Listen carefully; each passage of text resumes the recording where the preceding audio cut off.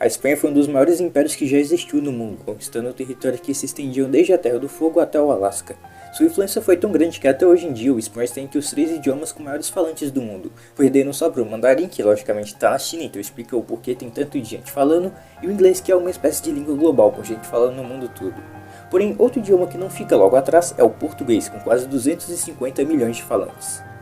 Mas algo que todos nós do Brasil já se perguntou pelo menos alguma vez é: e se a gente também falasse espanhol? Obviamente isso não se daria do nada. Para a gente ser falante do espanhol, a gente precisaria ser colonizado pela Espanha. E pensando nisso eu pensei: e se o Brasil fosse colonizado pelos espanhóis ao invés dos portugueses? Como isso influenciaria nossas relações com nossos vizinhos hispânicos? Como ficaria Portugal sem o Brasil? E como ficaria o Brasil de hoje em dia com essas mudanças? Então é isso que veremos no vídeo de hoje. Mas antes de ir pro vídeo, por favor, se inscreve aí, me ajuda muito. Bem, isso poderia ter havido de diversas maneiras, uma delas sendo uma realidade em que Portugal nunca é libertado do domínio espanhol, então por tabela a gente seria colônia da Espanha. Mas eu não quero algo assim, eu quero que seja algo mais puro, uma realidade onde a gente realmente é desde o início um domínio espanhol. Então é lá no Tratado de Tordesilhas que fazemos as nossas primeiras mudanças. Portugal simplesmente aceita a primeira versão do Tratado de Tordesilhas, é só isso. Assim eles só pegam esse meio pedaço das Américas, e desse jeito dificilmente a coroa portuguesa investiria tantos esforços para uma colonização do Brasil, pois isso poderia irritar a Espanha, que já estava ficando muito poderosa naquela época. E sem Cabral, o nosso descobridor seria esse espanhol aqui, Pisón. Porém os esforços para a colonização do Brasil só viriam bem depois dele. E agora a gente tem que notar uma coisa, que de início os espanhóis não dariam a menor importância para o Brasil, até porque a princípio não havia grandes civilizações indígenas e não teria muito ouro à mostra. Sim, tinha o nosso famoso pau-brasil, mas o pau-brasil não chegava nem perto do ouro e da prata do resto da América Latina. Outro problema também é que as populações indígenas do Brasil eram nômades, então não tinha muitas infraestruturas já feitas como era no Peru, por exemplo. O Brasil nesses primeiros anos de colonização estaria bem parado, meio que os espanhóis só iniciariam a nossa colonização para não deixar outros europeus pegar para eles. Se a gente for comparar com os portugueses, quem foi o pior colonizador?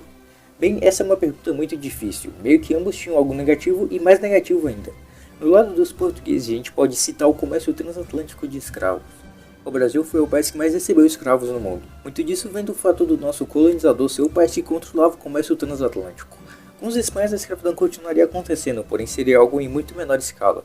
Provavelmente seria em muito menor número no Nordeste, onde poderia plantar a cana de açúcar.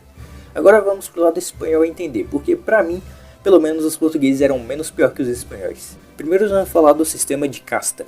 Para quem não sabe, o sistema de casta foi um sistema que os espanhóis usavam para classificar a população e colocar onde eles achavam viável, com os peninsulares no topo, ou seja, espanhóis que nasceram na Espanha, crioulos, os descendentes de espanhóis que nasceram na colônia, mestiços, índios e lá embaixo os escravos. Por mais que o Brasil a gente tivesse tido um regime bem brutal com os que não eram portugueses, nada disso se comparava com o regime de castas espanhol. Em muitos países, mesmo após a saída dos espanhóis, isso acabou gerando problemas sociais gigantescos na população. Outra coisa que os espanhóis faziam que era pior que os portugueses era explorar o ouro e outros minérios. E aí muita gente já pensa, como Portugal é menos pior que os espanhóis nisso? E bem, se a gente já achava abusivo um quinto, saiba que os espanhóis levariam tudo para a Espanha. É só a gente ver o exemplo dos outros países da América, como a Bolívia e a Montanha de Prata do Potosí. Mas vamos deixar para se aprofundar no ouro no próximo capítulo. A febre do ouro em Minas Gerais foi muito importante para o Brasil. Em poucos anos o Brasil mais que dobrou sua população e nós se tornamos a joia da coroa portuguesa. Mas em um cenário onde a Espanha controla o Brasil, como isso seria diferente? Bem, a primeira mudança é óbvio que a Espanha ficaria com tudo e todo o processo de extração do ouro ficaria a cabo deles. Uma mudança que geraria é que talvez essa corrida do ouro geraria uma influência maior na Espanha, até porque na época em que o ouro foi encontrado, a Espanha já era considerado um império decadente, e o ouro do Brasil ajudaria a Espanha a dar um último suspiro. Nessa realidade, ao invés da mão de obra escrava que aconteceu na nossa realidade, o ouro seria extraído pelos indígenas da Bolívia e do Peru. Muitas pessoas pobres da Espanha e das colônias tentariam ganhar alguma coisa nessa febre do ouro também. Assim como foi com Portugal, as primeiras cidades surgiriam e o Brasil acabaria se tornando a joia do Império Espanhol.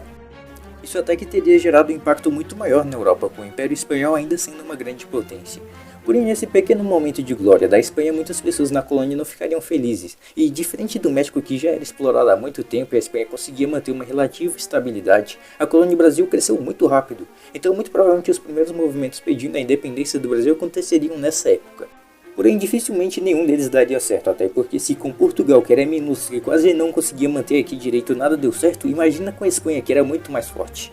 Mas, uma hora ou outra, o controle da Espanha acabaria.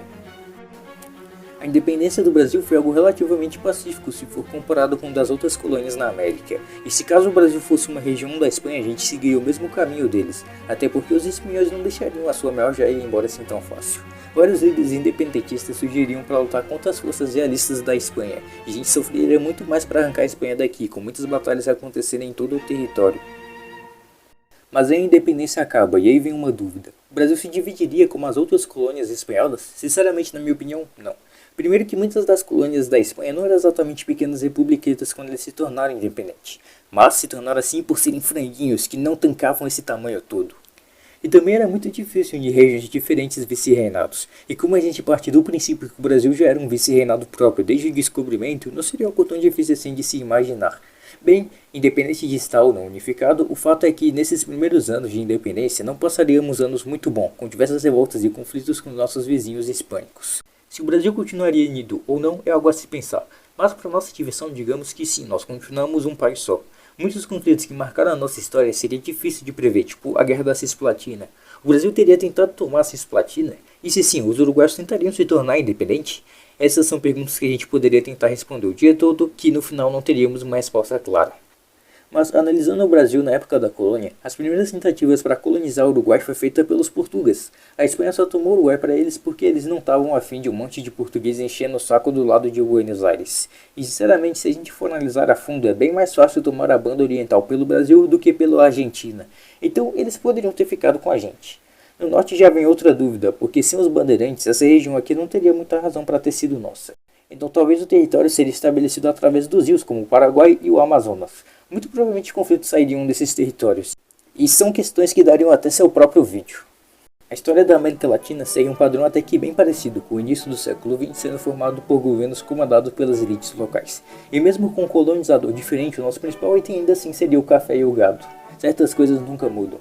Depois disso haveria a ascensão de um governo populista que tentaria modernizar o país. Se tivesse o sucesso, aí fica para vocês aí que estão assistindo. Além disso, teria lógico os anos com as ditaduras que aconteceriam. O Brasil dessa linha do tempo alternativo seria um país bem diferente de hoje em dia. Se ele seria um país melhor ou pior, fica aí para vocês que estão assistindo. Provavelmente não seria uma potência, mesmo com todas essas mudanças que aconteceriam na nossa realidade. Talvez se a gente tivesse dado um pouco melhor, a gente teria resolvido alguns problemas. E se caso tivesse dado certo, a gente teria virado um Chile gigantesco. Uma mudança positiva é que agora a gente teria muito mais países que falassem o mesmo idioma. Agora seria bem mais fácil o intercâmbio cultural entre esses países falantes do espanhol. E você? O que acha que teria acontecido caso o Brasil tivesse sido colonizado pela Espanha? Deixa aqui sua opinião nos comentários. E claro, se inscreva que isso me ajuda muito. Mas então, é só isso mesmo. E tchau!